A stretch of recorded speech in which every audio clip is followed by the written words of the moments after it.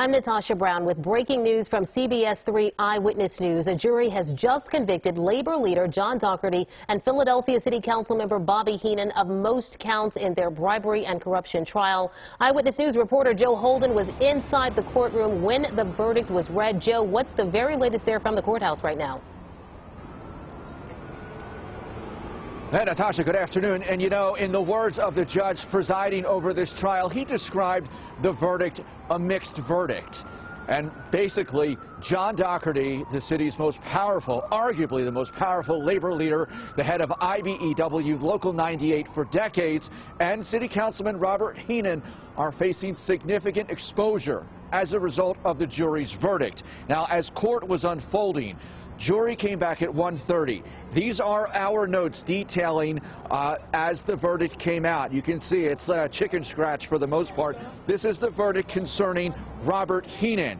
The jury convicted him on 10 of 18 counts, ranging from conspiracy to honest services wire fraud and honest services mail fraud. He was also found guilty of accepting something of value. As a city councilman, you have to disclose those things.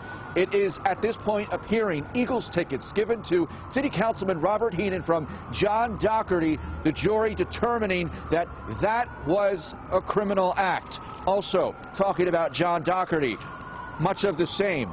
There's the verdict there. Counts 1 through 11, a conspiracy. John Dougherty guilty.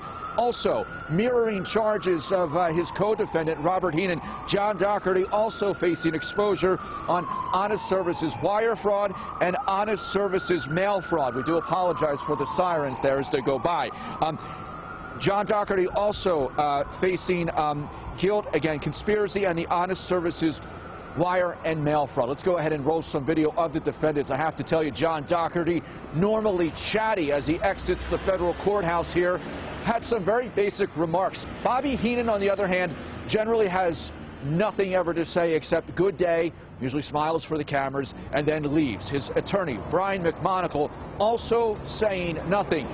The interesting part of these last few hours here is federal prosecutors labeling John Dougherty a danger to the community. They were asking the federal judge to consider revoking John Dougherty's bail based off a wiretapped phone call they played from 2016 where you heard John Dougherty telling a business associate at Local 98 that he had just kicked somebody's butt in a Philadelphia street. Prosecutors saying we don't know what might happen, in essence, arguing to the judge that we don't know about flight risks, but they thought that John Dougherty, the consideration should be that his bail should be revoked by the federal judge. The judge did not buy that, thought that the scope of time really was not relevant to these proceedings, and then dismissed the court pending sentencing for late February for both defendants. John Dougherty, very quickly on the way out of court. Let's go ahead and take a listen to his remarks to CBS 3 cameras. You know, we're going to go back and regroup. I'm going to take my time. I'm going to meet with my lawyers. I'm going to meet with the heads of the unions, you know, and then we'll regroup. And John Dougherty really not taking questions. Cameras and photographers, reporters chasing after him at one point, trying to get some more reaction. Specifically, the future of the leadership of IBEW. There is a man named Frank Keel. He is a communication specialist, represents John Dougherty in a lot of media-related items. And Frank Keel was strenuous in denying that there would be, at least in the immediate time, any change in the leadership of IBEW. Big picture right now. Remember, the allegation here from the federal government was that John Dougherty exerted his influence and power on Bobby Henon. At one point in wiretapped calls saying he owned Robert Henon. And by the nature of the relationship, Robert Henon, a Philadelphia city councilman, it was alleged, then used his seat to further official action on John Dougherty's behest. Natasha, we heard about schemes from the federal government. They talked about Verizon and Comcast franchise agreements where both men were heard on wiretap calls going to task to make those outcomes more beneficial to Local 98. That really was the crux of the case. And then there was the installation of MRIs. And John Dougherty wading into that, claiming the labor over at Children's Hospital was not union labor and to shut the project down.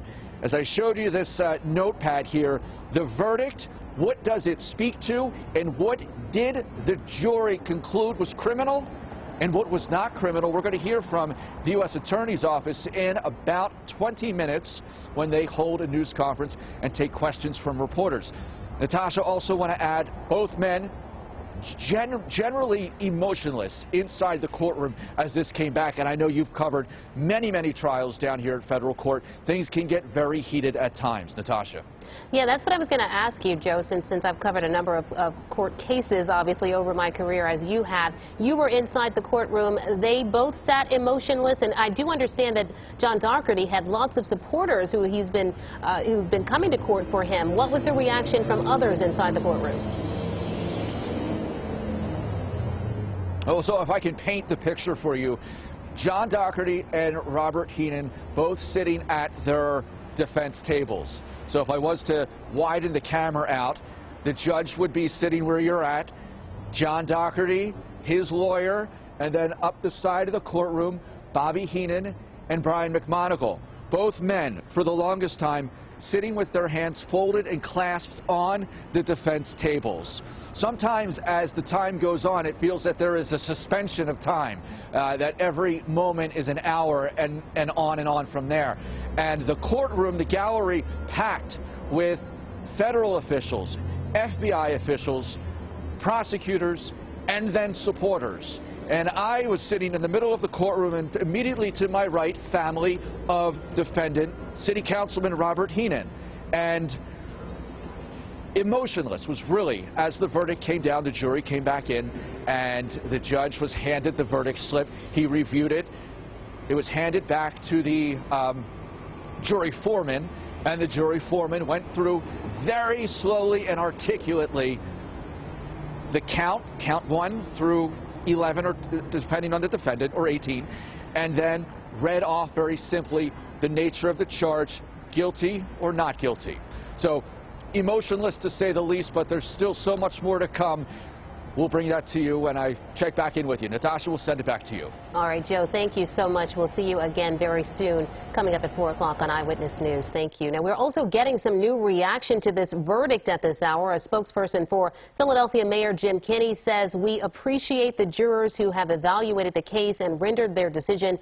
Mayor Kenney remains squarely focused on addressing the challenges facing the city while continuing to best serve the needs and priorities of our residents. The mayor expects Councilman Henon will do what he feels is right for the city and his constituents. Also have some reaction from Council President Darrell Clark as well. We're going to have the latest from him, also the latest on this verdict on Eyewitness News starting at 4 o'clock. And you can always get any updates anytime on our website, cbsphilly.com, and our streaming service, CBS in Philly.